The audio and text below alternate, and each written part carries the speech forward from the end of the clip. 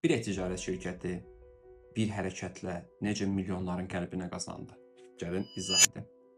Chewy deyilən bir marka var. Bu, Amerikanın ən böyük heyvan yemi satan e-ticarət platformasıdır və əsas işləmə modelləri heyvan sahiblərinin Chewy üzərindən abunəlik modeli ilə mütəmadi olaraq öz heyvanları üçün yem almasıdır.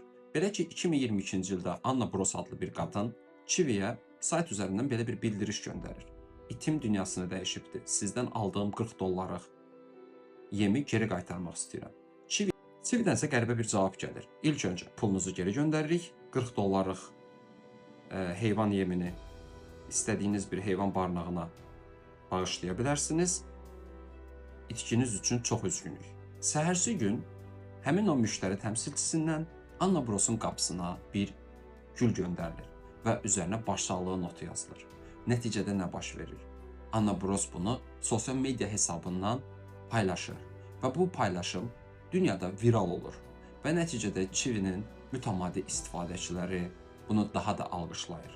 İçinizdən bəziləriniz deyə bilər ki, Anna Bros öz itini itirdi, artıq Chewy-dən məhsul almayacaq. Chewy bunu niyə edir? Bunun çox sadə bir məsələsi var. Heyvan sahibi olanlar bilir.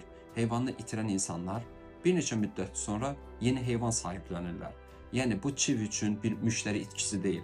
Sadəcə qısa müddət ara verən bir müştəridir. Eyni zamanda müştəridən və ticarətdən önəmli olan insanlıqdır. Bu tərz videoların daha çox gəlməsi üçün bəyənib şərh bildirməyi unutmayın. Daha çox video üçün izləmədə qalın.